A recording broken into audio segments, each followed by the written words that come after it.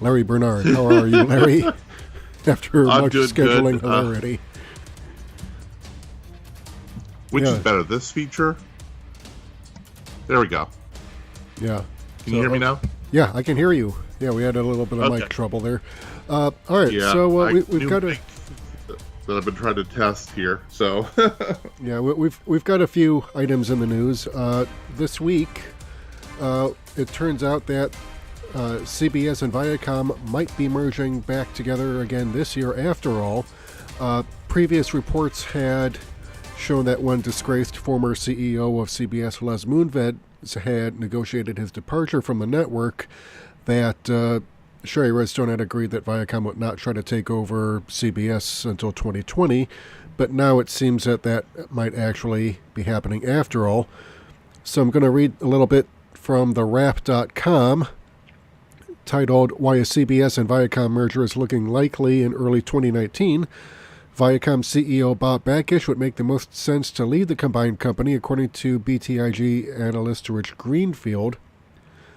And it says, a merger of CBS and sister company Viacom that has been hovering in corporate and legal limbo for roughly 3 years may now happen during the first 6 months of this year, industry experts say. I would be surprised if this merger doesn't happen during the first half of the year, maybe even the first quarter, CFRA research analyst Tuna Amobi told The Wrap.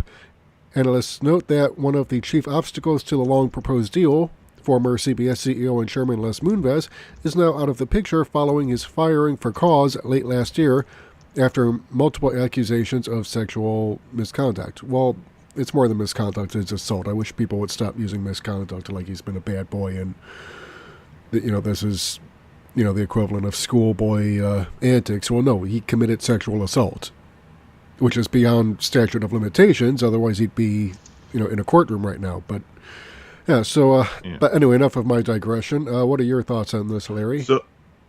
Well, I think it's very likely because they're going through a big sale of all their Chinese assets. They're trying to overly simplify. They're trying to simplify the status quo in the company. Yeah. So I think it's likely they're going to try to get that done. Yeah. Well, the next paragraph here, it says, since the idea of a merger began gaining traction in 2016, Moonves all but launched a corporate and legal siege to block any attempts to combine the two companies by Sherry Redstone's National Amusements Incorporated, the privately held family firm that controls roughly 80% of the voting power in both companies, which had split into two separate companies in 2005.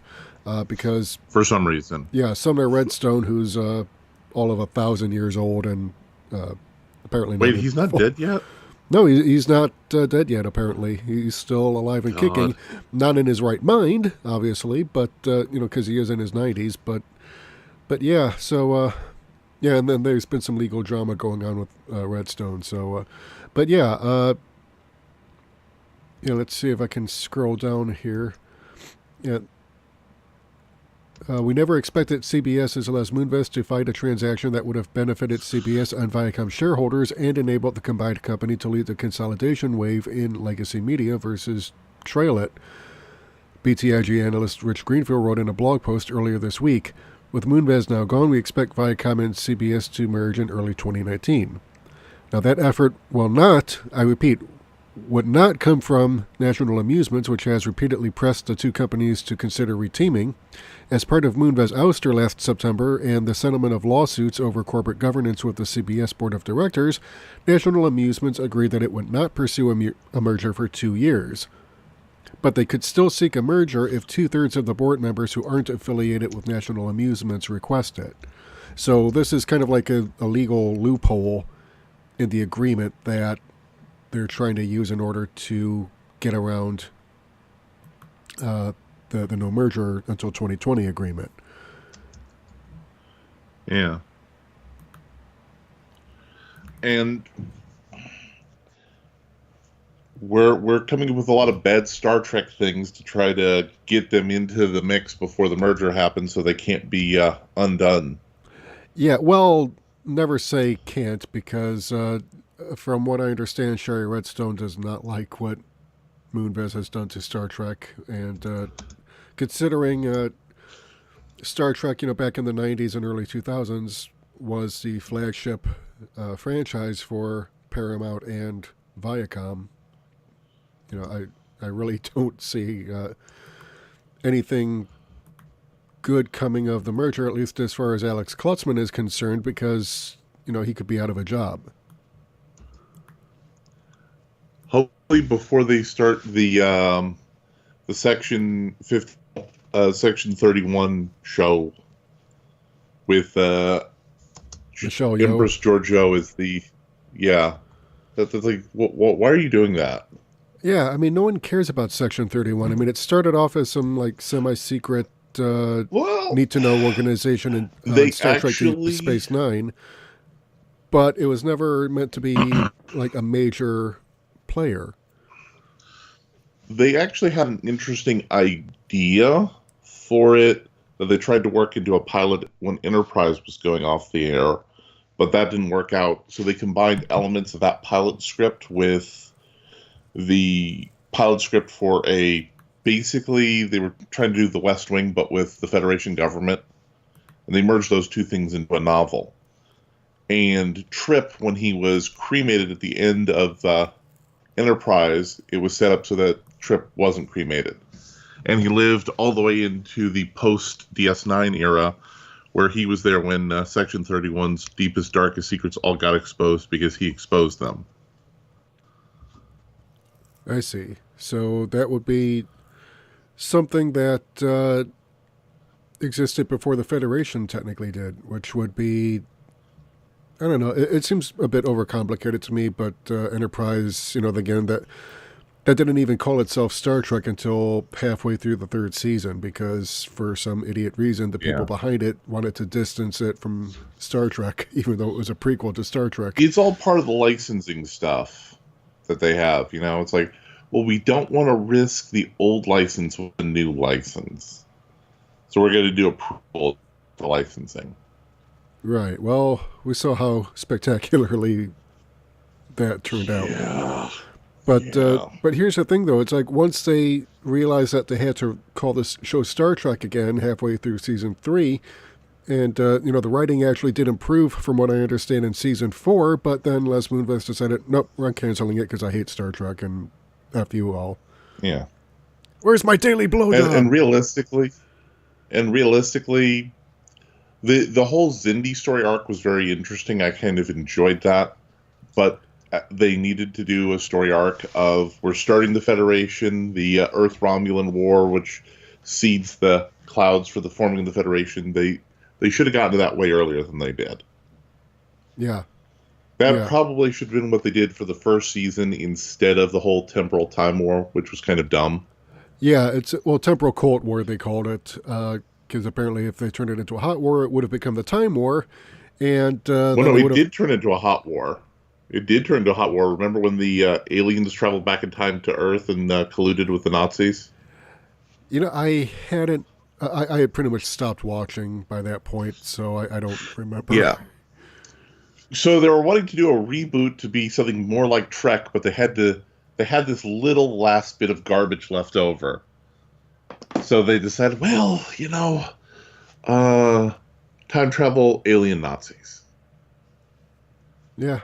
Sounds like a winning combination. But it wasn't. Speaking of winning combinations, we've got a bit of an issue with Disney's Star Wars and Marvel Comics also. Yeah, they're experiencing a decline in sales. So let's go ahead and get to the article. This is from cosmicbook.news, not to be confused with the CBS-owned comicbook.com. No, this one is actually, so headline reads, Star Wars and Marvel Comics sales drop confirmed by Disney. And this is from a few days ago. Sales for Star Wars and Marvel Comics related products are down for Disney's fiscal year ending in September 29th, 2018 compared to the previous year, and even more so compared to 2 years ago. As part of an SEC filing, Disney released its fiscal year 2018 annual financial report offering numbers and insights for their consumer products and interactive media division, which also includes publishing. Revenue for the division is down 4% from 2018 to 2017 and down almost 16% from 2018 to 2016. Profits for the 2-year period are also down nearly 17%. Disney's Consumer Products division is also the only division at Disney to have lost revenue in 2018. So then it goes into the numbers here, which are up here on screen. So, it's showing the loss in revenues. But, Larry, I'm a little... I'm not actually surprised by this, but I'm a little confused by it because I know the Marvel movies have been doing well. And I know Star Wars movies and content under Disney have been doing terribly because, well, they've made crap movies and insulted a lot of the fans. But Marvel's problems seem to be... It's a little bit... It gets actually worse when you understand how the Marvel corporate structure works. There's Marvel Studios, which is parallel but also separate from Marvel Entertainment in the general Marvel flow chart. Then you have Marvel TV, which is jointly between Marvel Entertainment and Marvel Studios, as I understand it. Then you have the comics division. Then you have the merchandising division under Marvel Entertainment. And the merchandising division, which includes a lot of different categories, is making money, hand over fist. But the comic book division, not so much. Yeah, and a lot of that I chalk up to bad writing. Well, Marvel's been having trouble for many years now. I mean, one of the things that I think they really screwed up on was ending Spider-Man and Mary Jane's marriage because reasons. They're actually fixing that now. Yeah, finally, after how many years? Tom Taylor and Chip Zdarsky, who, it's like Chip Zdarsky making Captain America a Nazi, made him feel like, okay, I have to fix Spider-Man now. He's actually done some of the best Spider-Man writing in years because Dan Slott was doing it before, and Dan Slott was terrible for Spider-Man. Well, yeah. Well, Dan Slott is terrible for anything. I've read a little bit of his writing, and it was awful. What I understand is, each editor for the main editorial lines has a sort of vision of what they want. And Spider-Man has been a consistent Marvel top seller, where it was selling during the Dan Slott years 50 to 60,000. Now under Chip Zdarsky, it's selling upwards of 100,000 plus. Yeah, but it seems like ever since Marvel did its whole Secret Wars, rebooted its own comic universe, because it seems like they were trying to do what DC has been doing every few years since 2000 and rebooting, and it's not working. So but now you've got DC's unrebooting itself now. It's like Rebirth trying to undo the New 52, which was a horrible idea. But it's like Rebirth was actually popular. New 52, not so much. Yeah, well, but now because Rebirth was trying to go back to New 52. No, God, no! Don't go back to New 52. That was awful. Yep. Oh Lord. Are you not familiar with the Heroes in Crisis plotline? No, I kind of stopped paying attention to maintain my own sanity.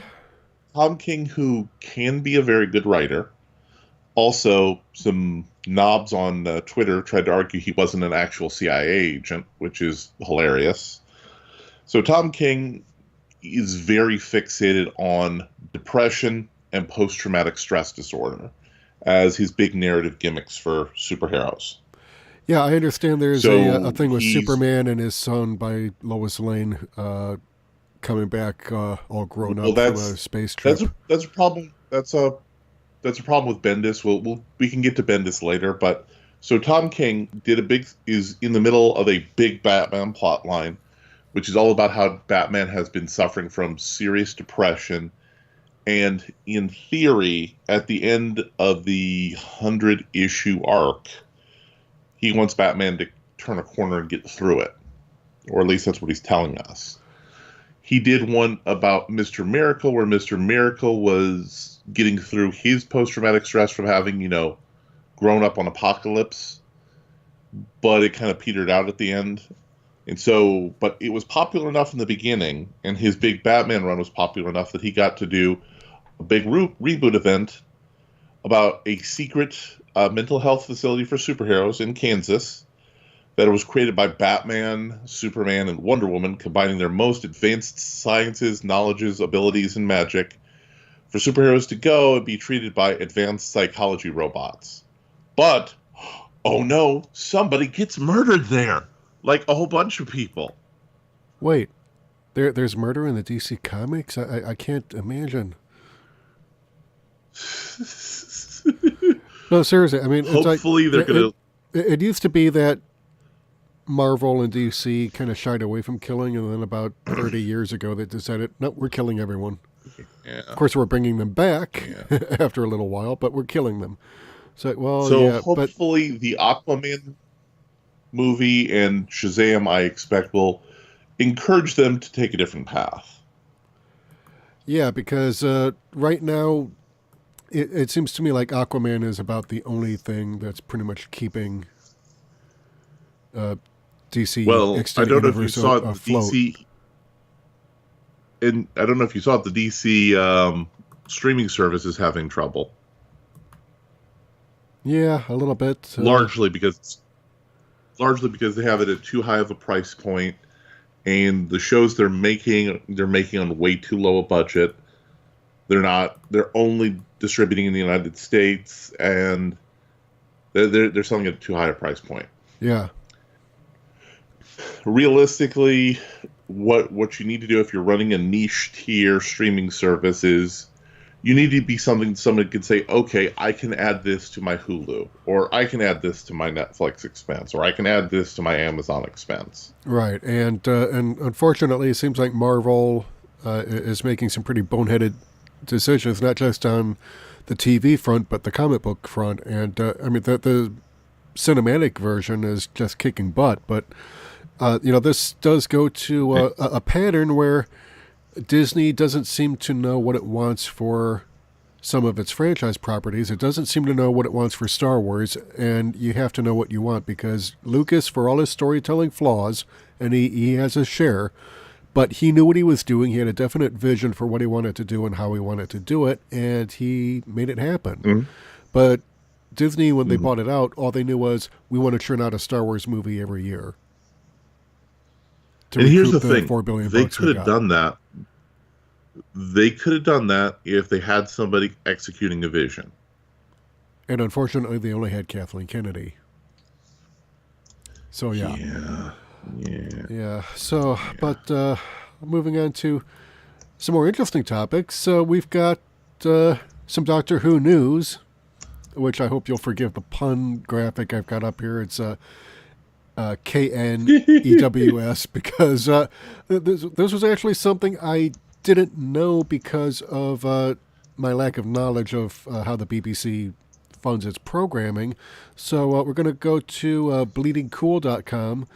Doctor Who Series 12, The Real Big Bad, responsible for the 2020 delay. This is by Adi Tantamed. I hope I pronounced that correctly. It goes, as we all know by now, there won't be a new series of Doctor Who in 2019. Series 12 will begin in early 2020. There's one reason the show has been delayed until 2020: money. While money is often the reason a show gets pushed back, the BBC works differently from commercial TV networks because it has to schedule and allocate the money that goes to its shows before they can go into production. So money is the reason Series 11 only had 10 episodes and the special instead of 12 episodes like past series. It's always tight at the BBC, which you might not notice from the expensive-looking shows they put together, but apparently they stretch the budget to make sure that each show has enough to look good. Apparently BBC has also been having a funding crisis because of the Tory government refusing to raise a license fee to keep up with inflation and the rising cost of production. Well, also British people are avoiding the license fee in even larger numbers. Right. Well, and also it seems that the right-wing government in the UK, and this is a quote from the article, has always believed the BBC to be a hotbed of, quote, biased leftist viewpoints, end quote, that never give them a fair shake. That's debatable given the way BBC News usually takes the establishment view, but every politician, left and right, always complains that reporters are biased against them. So pretty much. So basically, this is a combination of BBC America being underfunded and having to reallocate funds, and shows are not allowed to begin production until the funds come through. Now, here's a thing I did not know. The result of the underfunding means that they have to go to other countries and other networks in order to raise money. So PBS apparently co-funds a lot of British shows. Netflix and Amazon Studios co-fund many BBC shows in exchange for streaming rights in the United States. And AMC has co-produced BBC shows like McMafia, The Night Manager, and The Little Drummer Girl. And BBC apparently is 49%. BBC America, which is a U.S.-based commercial affiliate that's owned 49% by AMC and co-produces Doctor Who. So I had no idea that any of this happened. Which means, by the way, that story is a partial lie. So let's be a little bit more radical. Now, I understand there are reasons politically, internally for the BBC they would never do this, but Doctor Who is co-produced by BBC America, right? So they can make a single production company that's, BBC America and BBC Homeland for producing Doctor Who. BBC America could then raise money in American and other capital markets to fund Doctor Who like a traditionally funded TV show. Right, but the thing about BBC is that all sales go into a general fund. So basically there's no individual budget for each given show, which actually would, if they did it that way, so then... That's not the problem. If they did it that way, it would be fine, but here would be the issue then. You would have people complaining in the UK that they're letting Americans take over Doctor Who. You'd also have people complaining in the UK that Doctor Who's getting to cheat the BBC rules. And, we pay our license fees, so we want to have our money distributed equally and fairly across all the other shows. Yeah, which... I think... And I can kind of see that reasoning. But I think, realistically, the best interest for Doctor Who as an intellectual property would be for the BBC to sell it to somebody at this point. BBC is going to be capable of producing Doctor Who in the current political and economic climate appropriately. Yeah. So I think if we want good Doctor Who to go on outside 2020, I don't think it's going to be good in 2020. But if we want some Doctor Who to be meaningful, then the BBC needs to give it up. Right, or at least have Jeremy Corbyn become Prime Minister, and then he'll actually throw some money at BBC because, why not? Well, I still think that's going to be a problem with the funding thing because of all the issues they've been having with gender and race being shown in BBC shows. I think it's just going to be, if they want to have a Doctor Who show come out that's going to sell in a way that you should have it sell for one of the franchise assets for the BBC, you're going to need to have BBC UK no longer be the dominant voice in the show. But I don't know how an American-led production of Doctor Who would play in the UK. I don't think it would. Right, I think there's a lot of fans there.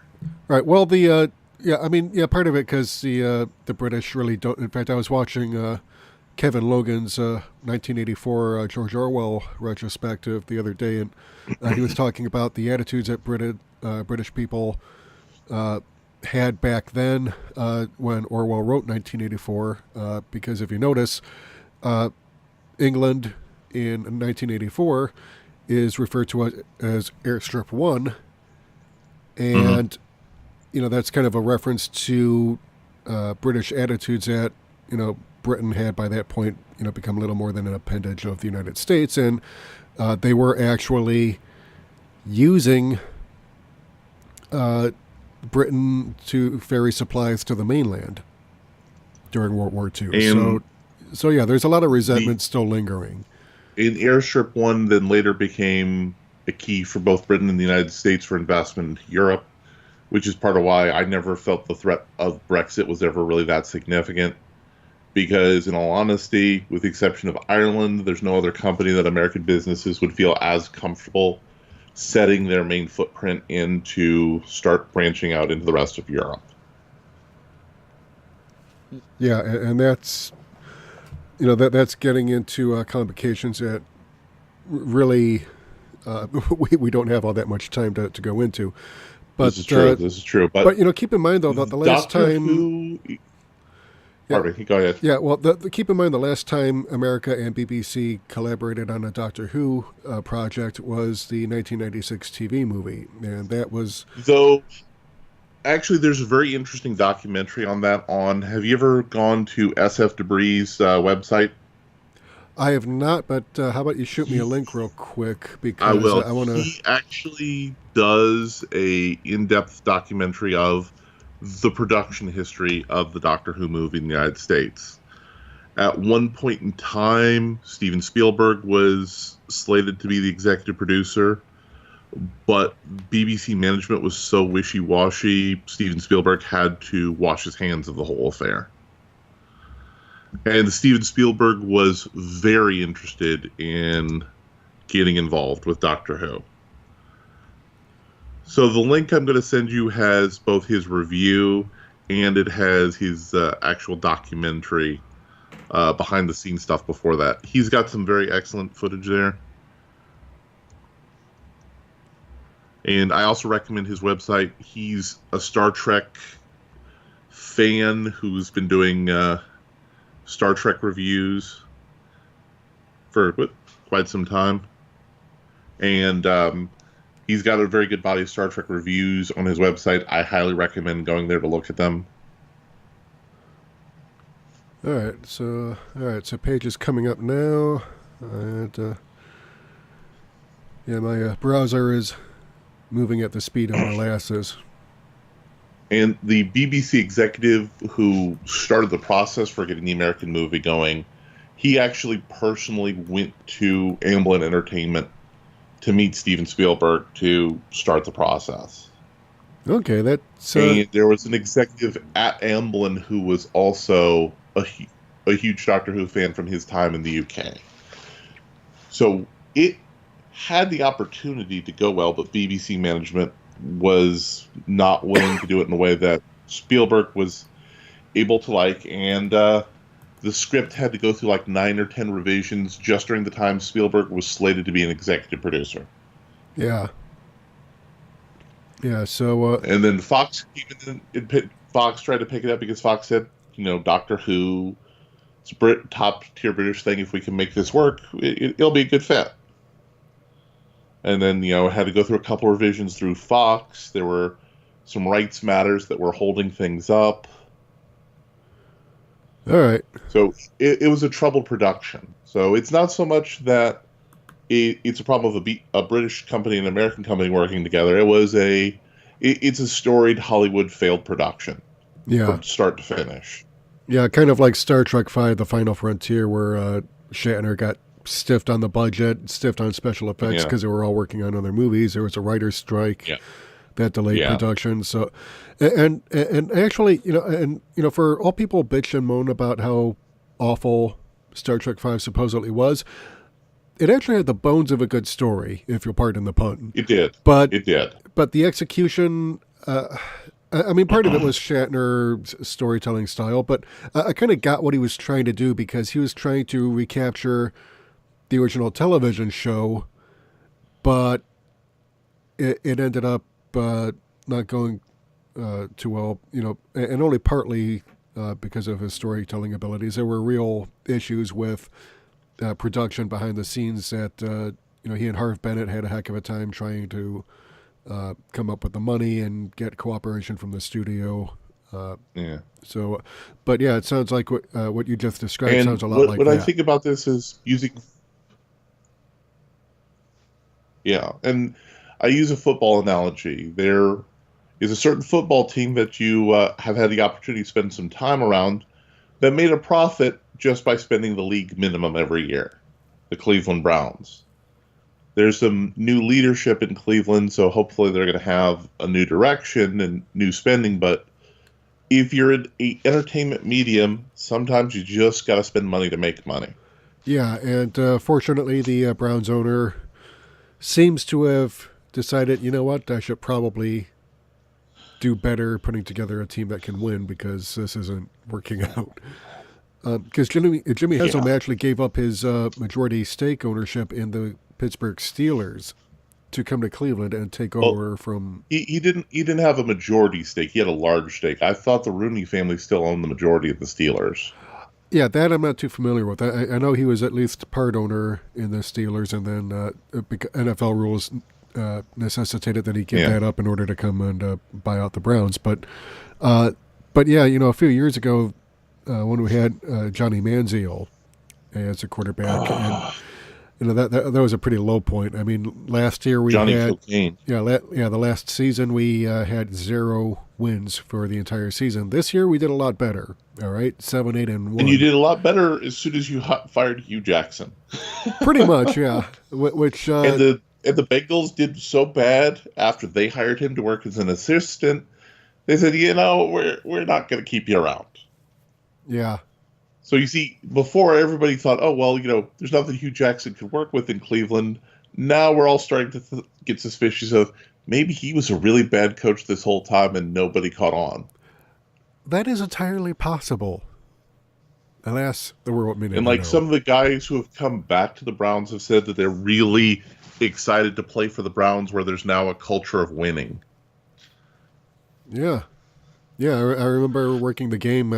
I was actually working the gates, scanning tickets, and no, not scanning tickets. They had me collecting the people's belongings in these little orange trays and passing them through the metal detector, and people don't want to wait to pass through they don't want to wait for the belongings to pass through the metal detector before they try and get through themselves. So I kept setting it off, and I had to keep sending them right back through. It's like, look, wait until your metal stuff passes through the metal detector, then you can come through.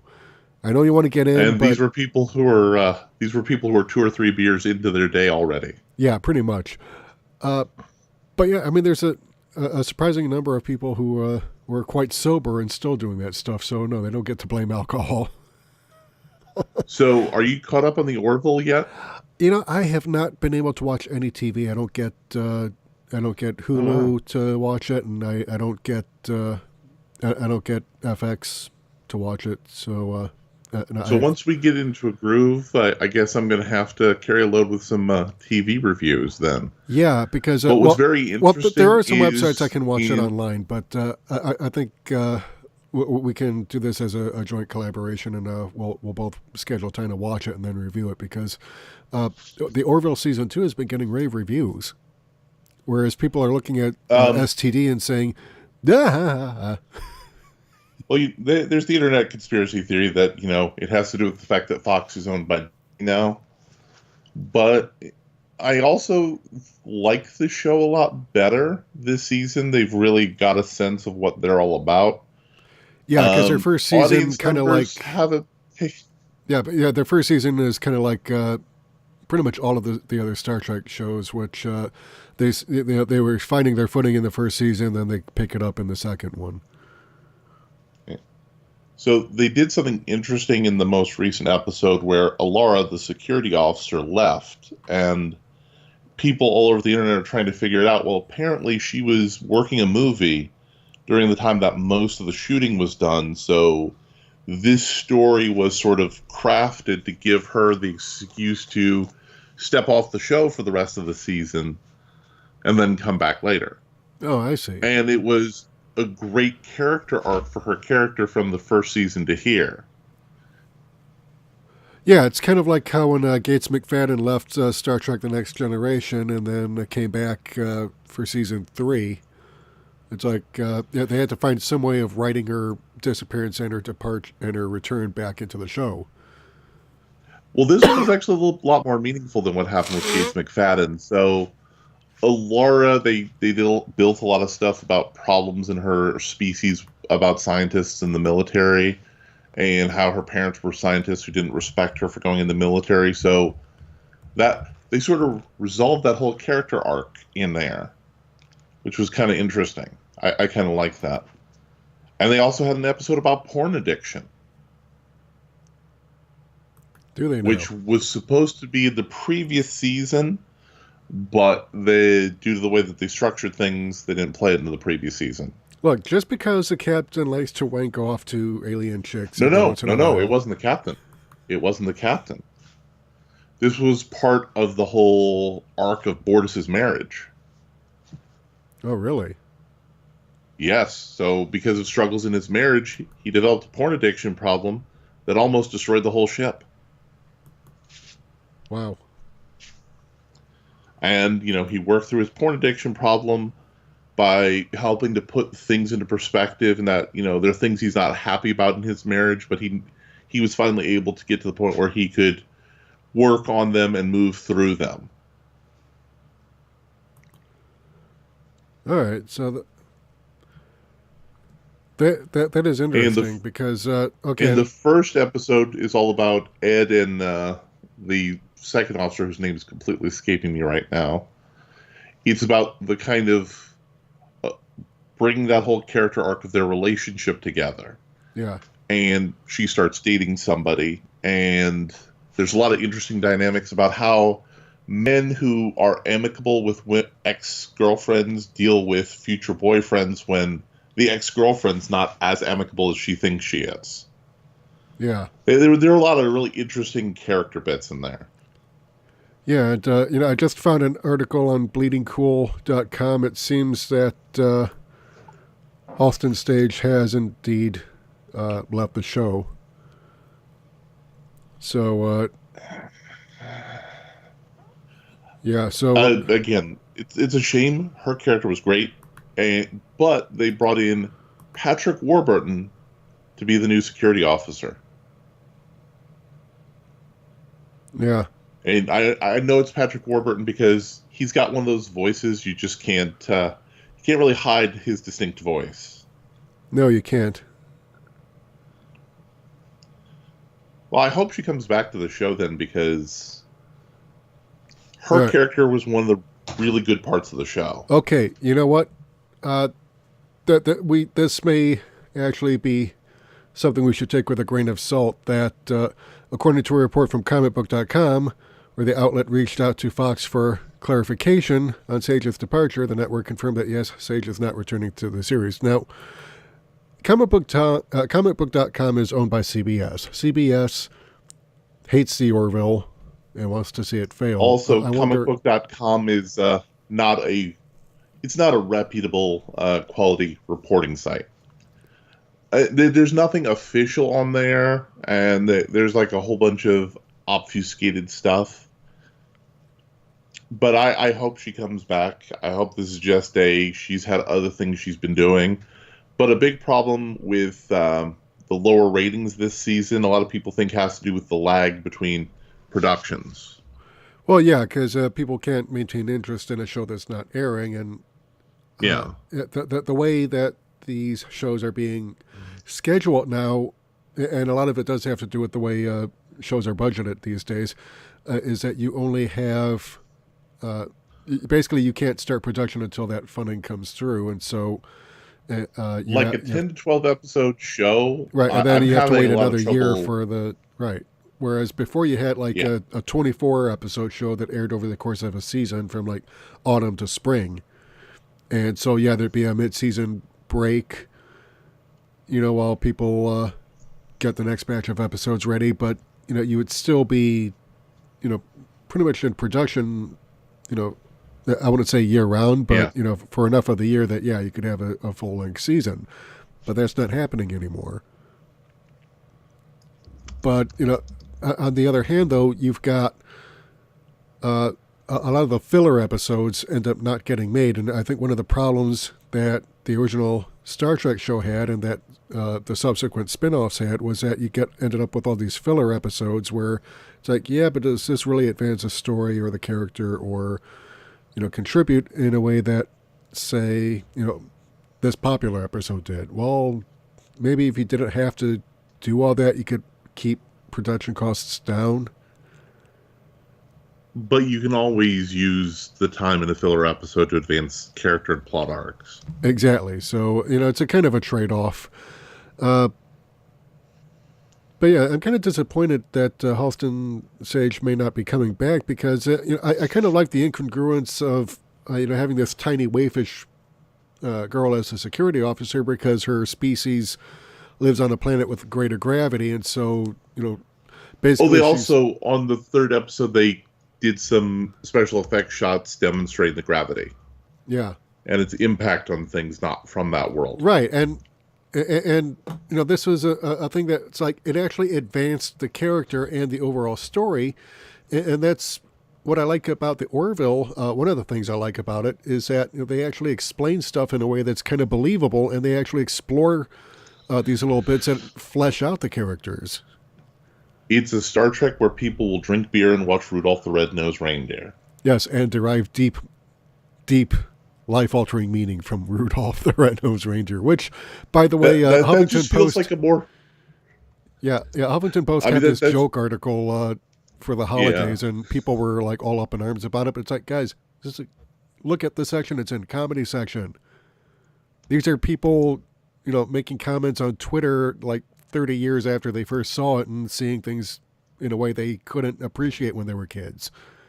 And they're being tongue-in-cheek about it. But, there was like all this uproar over, SJWs are attacking Rudolph. No, they're not. So come on, scale it back, people. But yeah, so also, I don't know if you've kept on it, Disney Plus has advertised their prospective product lines. Disney Plus? So is that like Disney double plus good or like... No, double Disney Plus is the weaponized. It's the weaponized Death Star for Disney. Let me see if I can find that. Yeah, let's look that up because we're basically. Yeah, we kind of. I only had like 3 subjects because I'm not feeling well, and I know you're not feeling well either. You've got an ear infection. I've had that. It's pretty awful. So I kind of wanted to keep it short, but screw it. If we both got the time, let's find some more stuff to do. Here we go. Let's see. Come on.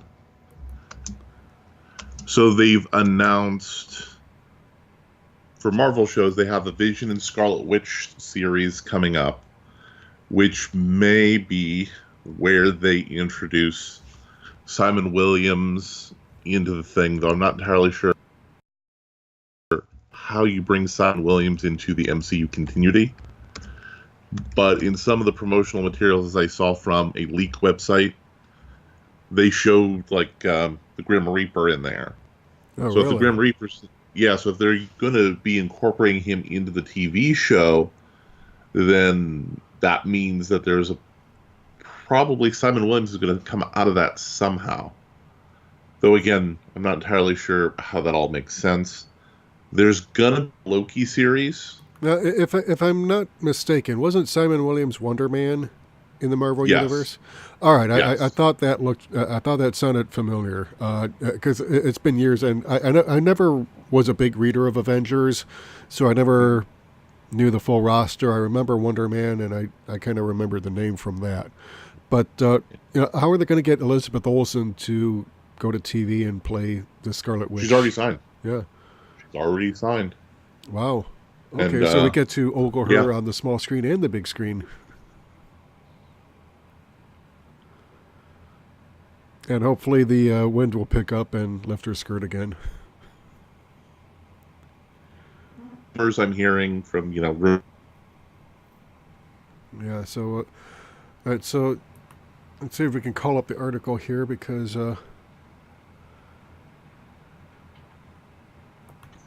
Yeah, Skype's not cooperating. All right, but yeah, that's yeah. If you want to shoot me the link, I'll go ahead and include it into the video description when I upload this. So, but that's pretty much all I've got. So I don't know if you want to. Also been some unofficial rumors that I'm going to talk about too. They're also working on a Falcon and Winter Soldier TV series where they both have government-sponsored teams. And the rumor site I was looking at, this agent was going to be involved in the show in some level. Okay, U.S. agent. That was... gotta ask. That was Johnny Walker. Yeah. And there have been some suggestions that that's where you bring in John Cena into the Marvel Universe, or you bring in Channing Tatum. Come on, So John Cena. I mean, I mean, he was always annoying, but it's not just a matter of him being uninspiring. I've seen parts of the one movie WWE put him in that that I don't. I Well, think he that was pretty much also. ended his big screen movie career. Oh But no. He was in Bumblebee. He was pretty good and solid in Bumblebee. okay, He was but in that Will Ferrell, Marky Mark buddy comedy movie. oh Lord, they put him in more stuff. Yeah. Must have been really He's one of the- forgettable then, because I don't remember seeing him in any of those. Well, I've gone out on my way to refuse to see anything having to do with a Michael Bay production. Well, Bumblebee was actually not really a Michael Bay production. I mean, he was signed on to it, but it was a whole different animal. Um, he's done some voiceover work, of course. He was in Blockers recently. Okay, Played that the must bull be in the why I don't cartoon remember any Ferdinand. of this. I blocked it from my memory. Well, that's the classic meme of you can't see John Cena.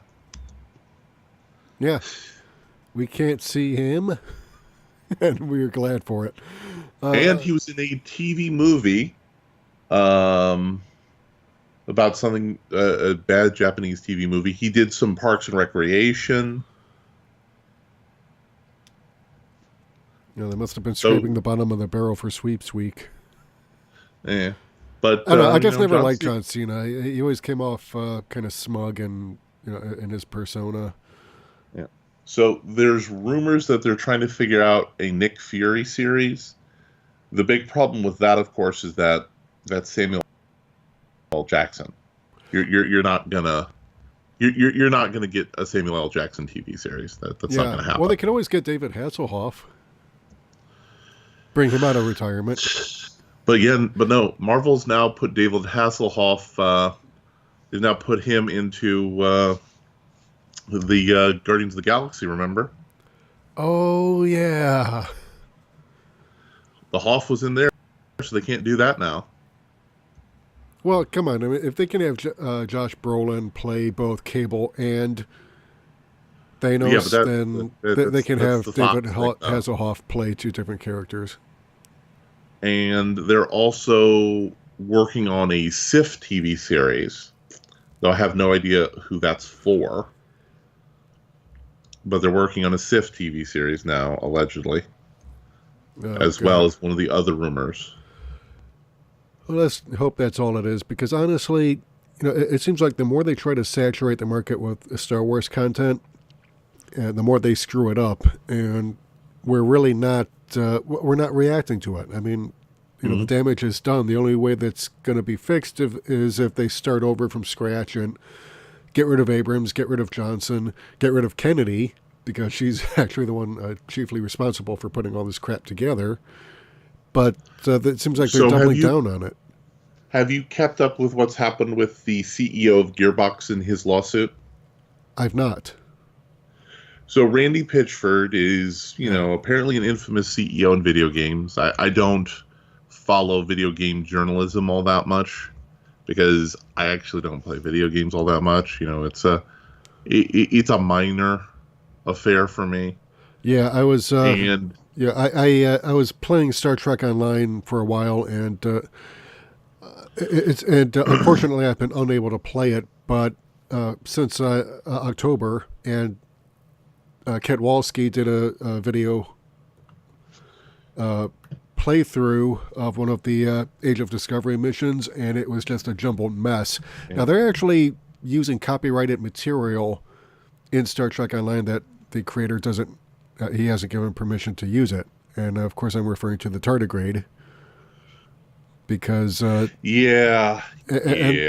it's why would you go ahead and put this into a game knowing that you're being sued for copyright infringement over the content that you're putting into it? CBS's general counsel's not very smart, but no, they're not, because I'm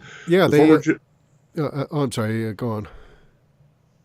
The former general counsel of game studio Gearbox, known for Borderlands, Alien Colonial Marines, and CEO Randy Pitchford are suing one another in a messy legal battle that sees both men accused of violating their legal duties to the company The suit against Pitchford is full of sensational allegations, and we're going to note these are allegations, although the juiciest allegation we're going to talk about, Pitchford has at least put a spin on it, including accusations that the Gearbox CEO received a secret $12 million bonus from publisher Take-Two Interactive as an advance against Borderlands profits. Oh, wow. The lawsuit alleges Pitchford struck a deal in loading it. Yeah, I'm sorry. Struck a deal in 20. A blank page here, but while we're waiting for that, let's go on here. So the lawsuit alleges Pitchford struck a deal in 2016 to receive a personal secret executive bonus of $12 million to be paid directly to a Pitchford entity called Pitchford Entertainment Media Magic LLC. That bonus, Calendar and his lawyers argue, is an advance upon royalties that would have otherwise gone to Gearbox staff. This is a particularly tragic exploitation, the lawsuit states, because these are millions siphoned to Randy Pitchford's personal account instead of developing the development of Borderlands. But here is the crown jewel of the allegations from the lawsuit. Calendar's most lurid allegation against Pitchford is an accusation surrounding an event he says occurred in 2014.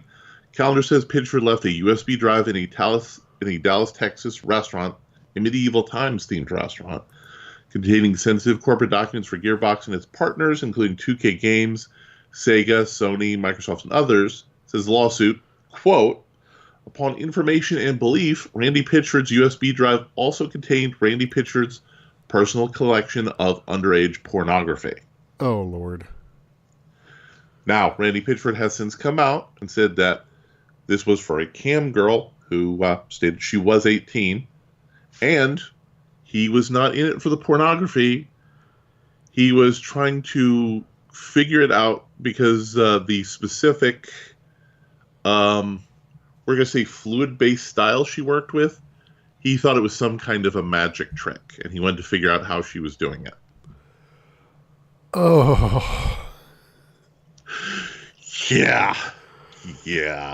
The page is not loading, so I've just got the Doctor Who News graphic up, but this is, this is pretty bad.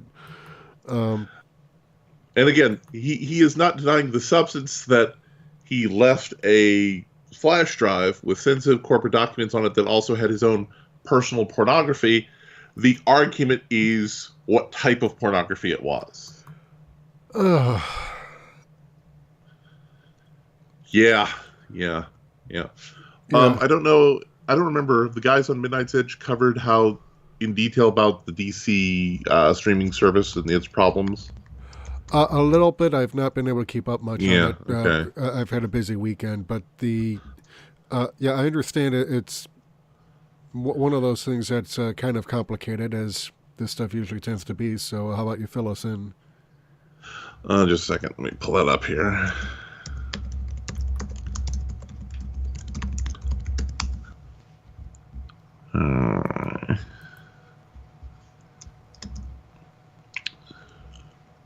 Come on, you. Now, there is a very good plus for the service, is it gives you access to all of the digital catalog that DC has. And the problem is the two big comic book companies don't have a good digital catalog. And they've been in the process of trying to get that here. Where's that article? I have lost the article I had with that. But they were having a big problem with selling the streaming service, partly because of the price, which is $7 a month. Yeah, isn't that kind of like how MovieBox failed because of the pricing? Yeah. To give you an example, I subscribe to a premium anime streaming service package, which has almost every anime streaming service together in one boxed set for $5. And it also has a couple of other niche streaming services. It's where I got to watch Mandy. Okay. But eventually this streaming service is going to be like the resting place for all the CW shows. And it also has their classic TV show content on it. But it's basically charging a price point of what Netflix was costing a couple of years ago, and not giving you anywhere near as much content. That is a boneheaded idea. I mean, it's kind of like with CBS. I mean, they launched All Access with only NFL football, and that's about the only thing people were watching on it. And, then they decided to create STD, which nobody's watching. Yeah. And the more I'm seeing about the new season of Star Trek Discovery, the less I want to watch it. Yeah, and, okay, so it's Kotaku.com website is finally loaded, so, yeah, Aliens, Colonial Marine, Borderlands, Aliens, Colonial Marines, Randy Pitchford, they're, oh my God, this is even worse than, this is even worse than you described, because yes, I did not go into specific detail of the type of Camper Girl performances, because we want to try to keep our stream clean, not get into too risque content, but there's some adult content issues with some of his behavior. Okay. Yeah. For example, there's a paragraph here. It's a woman who is masturbating, Pitchford said, and when she has some experience, it appears as if she's having an orgasm. A huge amount of fluid comes out of her vagina. That quote really should not have been in this article. No, it should not.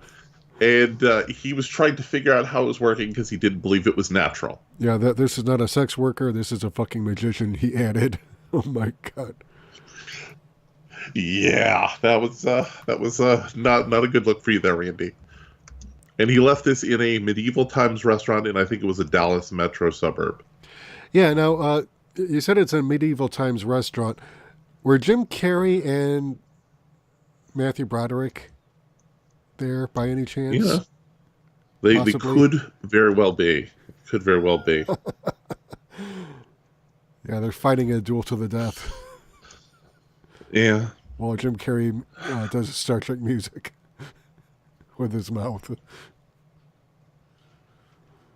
Oh, my God. All right, but he's saying, all right, so Pitchford is saying some kid, an employee of the medieval times, discovered this memory stick, took it home and accessed it because it was before we were password protecting, and discovered secrets of my company and future games in development, and also discovered the pornography, and it was barely legal porn. This girl's handle was only 18. So, yeah. So the important thing a video game guy commented on was, and I quote, "You're a CEO of a major corporation, bro. Get a second flash drive for your porn." Yeah, because Callender was also accusing Pitchford of holding parties in which adult men have allegedly exposed themselves to minors. So, to the amusement of Pitchford. So, yeah, a lot of really graphic accusations coming out through here. And again, this is a lawsuit, and people in lawsuits in civil court tend to not say nice things about each other, and they may sometimes enhance those not nice things. Is that a way of saying embellishing or exaggerating or possibly flat out lying? It's very possible. But he did acknowledge that he left a flash drive that included porn. So that's not a topic that's in denial. So I feel comfortable talking about that lurid detail because again, yeah, it's not in denial. But wow. Oh God. All right. Well, it's we're going almost into the 1 hour mark. So and that's a good timeline to work up, and I upgraded my microphone capacity for the show to try to get a better quality performance here, and I want to try to focus on both the podcasts I'm on doing bigger and better things for 2019, and I'm reallocating some creative energies to that point. Yeah, and since I started working again recently, so I'm going to see if I can save up a little bit to get an improved webcam, and if I do, then I'll see if I can send you my C920 Okay. That way you can get a better webcam because the C920 from Logitech is like awesome. A lot of podcasters use it. You get some good lighting with that, and you're pretty much in business. Yeah, my big thing And we're is not if even talking. we're actually going to show if we're going to actually show ourselves on camera, I'm going to have to figure out an actual position to like broadcast the camera, and then I would feel comfortable in my room. Right. Well, you know what? You can actually get some clamp lights and make it look pretty decent. All you have to do is like have a decent background for contrast. But you have like a clamp light on each side of your monitor set up, and then one attached to the back of your chair, shining towards the background, and you've pretty much got a pretty decent looking setup there. Of course, it helps if you have the room to set it up, which right now I don't, but that should be changing in a couple of months, I'm hoping. But yeah, we'll see And what goes on also here. another project which, if you're interested on, if we can make times work on, Jim, who I also co-host with, I'm working out for his political podcast a radio play. Oh, really? What's it about? It's a play that's going to be somewhat satirical about various libertarian figures, but the pitch, the hook is going to be the interesting part.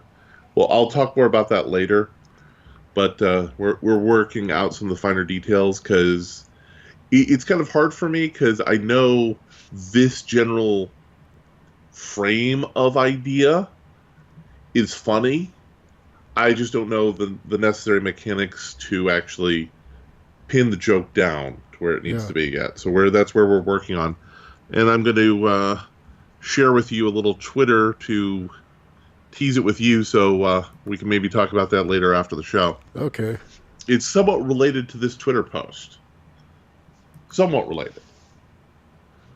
I want to not tease out the leak because we're also trying to see if we can get some, not famous, but things that various libertarian people will know for voiceover work. We're trying to work on that too for it because it's going to be for like a 100th episode special.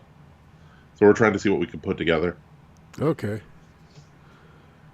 Yeah, just trying to call up the page here on my browser, and it's actually loading this time. Yeah, Stefan Yeah, Twitter Molyneux. looks better than... Yeah, so it's related to that Twitter post I shared with you from Mr. Molyneux. Okay, so, yeah, it says, when I was 14, my fave Dungeons & Dragons character was defeated by a Minotaur in the Caves of Chaos. 38 years later, my daughter as Dungeon Master gives me sweet revenge. The circle is complete. So it's going to be somewhat related to that. I can go into more details later. Although, what Stefan Molyneux posted here on Twitter... That's actually become a popular trend for guys who are into D&D as a hobby. Like, having their kids Dungeon Master for them. Yeah, I was never into D&D, oddly enough. I always... I read some of the novels that were produced, but I never really got into Dungeons & Dragons itself. Yeah. And then, of course, there was, like, Forgotten Realms and some other stuff, but... I don't know. There are multiple worlds for Dungeons and Dragons. Yeah, there's Ravenloft, I think, but that's part of Forgotten Realms. No, Ravenloft's its own thing.